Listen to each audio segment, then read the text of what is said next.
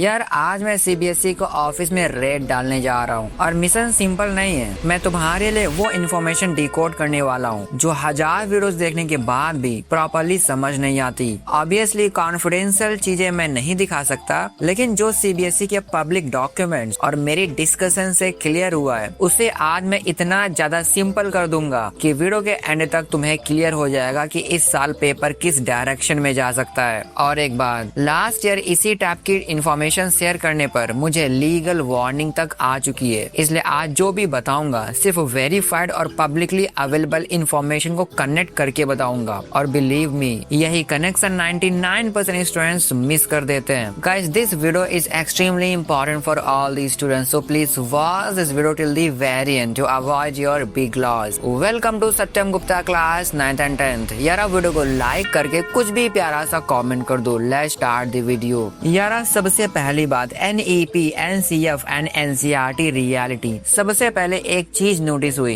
NEP और NCF. NEP यानी national education policy और इसी फ्रेमवर्क के according NCF national curriculum framework develop हुआ है। अब ध्यान से सुनो, क्लास 9 की एनसीईआरटी चेंज हो चुकी है, जबकि क्लास 10 की करंट एनसीईआरटी अभी पुराने फ्रेमवर्क पर है। और नेक्स्ट एकेडमिक सेशन में क्लास 10 की बुक्स अपडेट होने की डायरेक्शन ऑलरेडी क्लियर है। अब सवाल है, बुक पुरानी है तो क्वेश्चन का अप्रोच नया कैसे हो रहा है। यहीं से कॉम्पिटेंसी बेस्ड लर्निंग समझना इम्पोर्टेंट है। हमने करंट एनसीईआरटी को प्रीवियस ईयर पेपर्स के साथ कंपेयर करके देखा। रियलिटी ये है कि सिर्फ एनसीईआरटी की लाइंस याद करना इनफ नहीं है, कॉन्सेप्ट को अप्लाई करना जरूर आना चाहिए। लास्ट ईयर मैथ्स के पेपर के बाद भी स्टूडेंट्स का बिगेस्ट रिएक्शन क्या था कि यार पेपर इतना टफ क्यों है। सिलेबस बाहर से नहीं आया था, क्वेश्चन पूछने का तरीका एकदम चेंज हो गया था। सिलेबस वही था लेकिन थिंकिंग टेस्ट होने लगी थी, इसलिए आपको क्रिटिकल थिंकिंग स्किल्स पर काम करना ही होगा। यार अब बात करते हैं चैप्टर वाइज वेटेज का ट्रुथ। अब यूट्यूब पर तुमने सुना होगा इस चैप्टर से 8 मार्क्स पक्के, ये चैप्टर स्किप कर दो।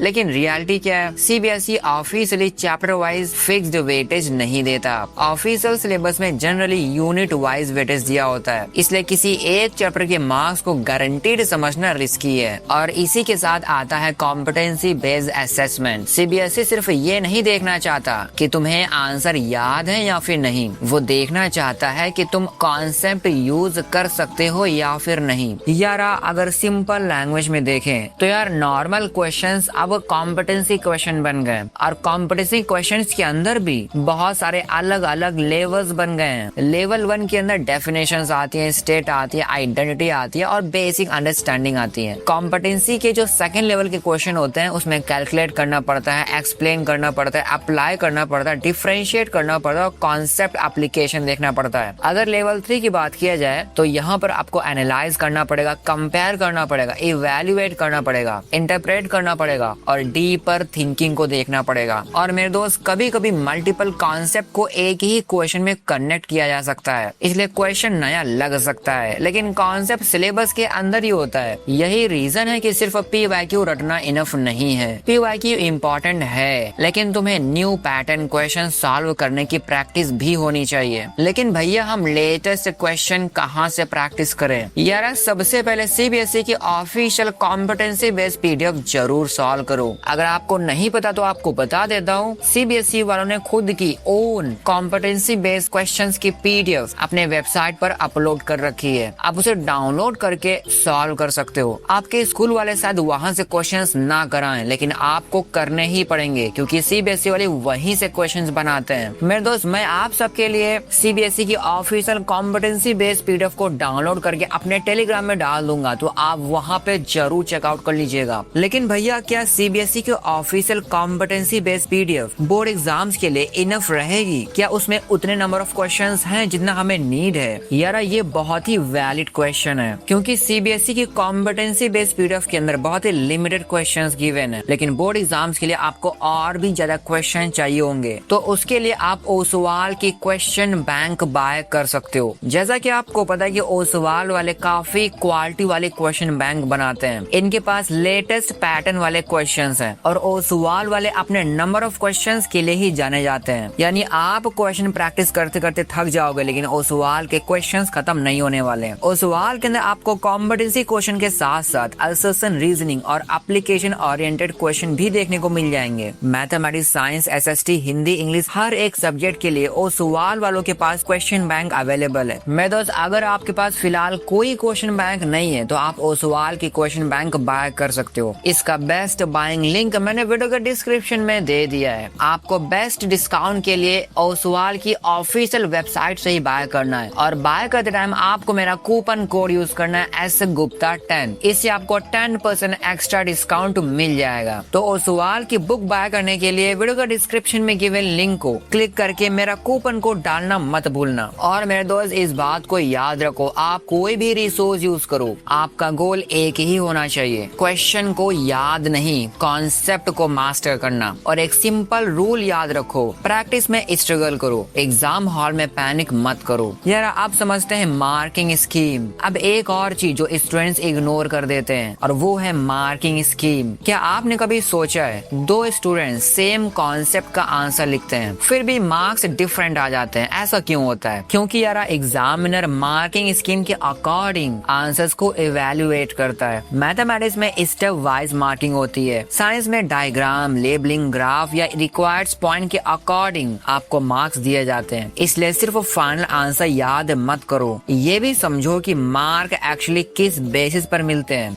मार्किंग स्कीम देखने से तुम्हें एक और इम्पोर्टेंट चीज समझ आती है, 3 आवर पेपर में एग्जैक्टली कितना और क्या लिखना है, और ये टाइम मैनेजमेंट में ह्यूज डिफरेंस क्रिएट कर सकता है। मार्किंग स्कीम का PDF मैंने डाउनलोड करके टेलीग्राम पर डाल दिया है, अब जरूर से चेकआउट कर लीजिएगा। मेरे दोस्त, अब बात करते हैं 80-20 अप्रोच। अब आता है रिवीजन का स्मार्ट अप्रोच। हर चैप्टर में कुछ कॉन्सेप्ट नेचुरली ज्यादा इंपॉर्टेंट होते हैं क्योंकि उनसे डिफरेंट टाइप के क्वेश्चंस बन सकते हैं। फॉर एग्जाम्पल, मैथ्स में कुछ कोर कॉन्सेप्ट को रिपीटेडली डिफरेंट फॉर्मेट्स में टेस्ट किया जा सकता है। साइंस में बैलेंसिंग और टाइप्स ऑफ रिएक्शन जैसे कॉन्सेप्ट को एप्लीकेशन बेस्ड क्वेश्चन में कन्वर्ट किया जा सकता है। SST में भी कुछ कोर कॉन्सेप्ट बार बार डिफरेंट एंगल से टेस्ट हो सकते हैं। लेकिन एक बात क्लियर है, इसका मतलब ये बिल्कुल नहीं कि बाकी सिलेबस आपको स्किप कर देना है, लेकिन सबसे पहले आपको इम्पोर्टेंट वाले कॉन्सेप्ट को ही सबसे पहले देखना है, उसके बाद आप कम इम्पोर्टेंट वाले टॉपिक्स को, कॉन्सेप्ट को देख सकते हो। लेकिन मेरे दोस्त, कम इम्पोर्टेंट टॉपिक्स को आप बिल्कुल भी भूल मत जाना क्योंकि पेपर प्रेस्क्राइब्ड सिलेबस के किसी भी पार्ट से आ सकता है। इस अप्रोच का यूज सिर्फ रिवीजन प्रायोरिटी डिसाइड करने के लिए करो, यानी कि आपको 20% टॉपिक्स को सबसे पहले खत्म करना है जहां से 80% पेपर बनता ही बनता है। यार, अगर आपने इस पूरे वीडियो से सिर्फ 3 चीजें याद रख ली तो यार मजा आ जाएगा। नंबर 1 चीज ये है, सिर्फ NCERT की लाइंस रटने पर डिपेंड मत रहो। सेकंड चीज है, कॉम्पिटेंसी और एप्लीकेशन बेस्ड क्वेश्चंस की प्रैक्टिस खूब करो। और तीसरी चीज है, मार्किंग स्कीम समझो और उसके अकॉर्डिंग आंसर राइटिंग प्रैक्टिस करो, क्योंकि इस साल डिफरेंस ये डिसाइड नहीं करेगा कि किसने सबसे ज्यादा पढ़ा है, डिफरेंस ये करेगा